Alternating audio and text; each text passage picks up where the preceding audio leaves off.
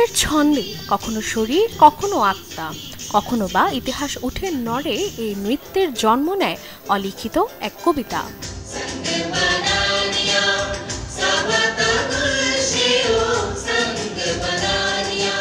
নৃত্যশিল্পীদের এই এক হওয়াটা বিশ্ব নৃত্য দিবসকে ঘিরে বিশেষ দিনে যে আয়োজনটি করে নাচের ইনস্টিটিউশন নৃত্যাঞ্চল। এদিন পুরো অনুষ্ঠানের পরিচালনায় ছিলেন দেশ সেরা দুই নৃত্যশিল্পী শিবলি মোহাম্মদ ও শামীমা রানী পা।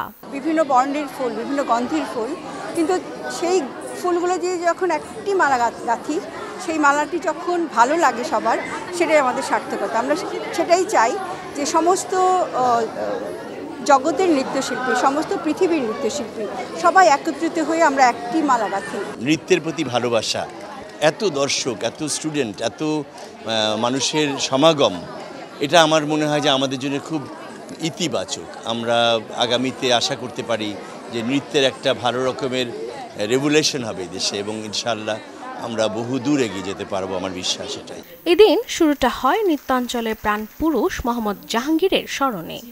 একে একে সকল নৃত্যশিল্পীরা যেমন নাচে মাতিয়েছিলেন মঞ্চ, তেমনি নৃত্যের তালি জানিয়েছেন শ্রদ্ধা।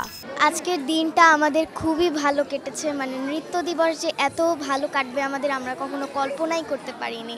আমার আজকে অনেক প্রোগ্রাম ছিল, আমি ওটা বাদ দিয়ে এখানে এসেছি, আর এটা সব থেকে বেস্ট ছিল।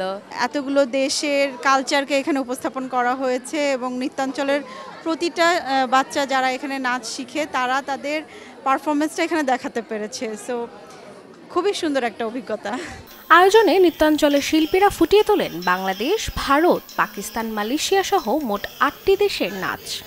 এদিন এসব কিছুর সাথে নৃত্যাঞ্চল পদক 2024 প্রদান করা হয় বাংলাদেশের বরেণ্য ধামাইল শিল্পী শ্রীমতী কুমকুম রানী চন্দকে।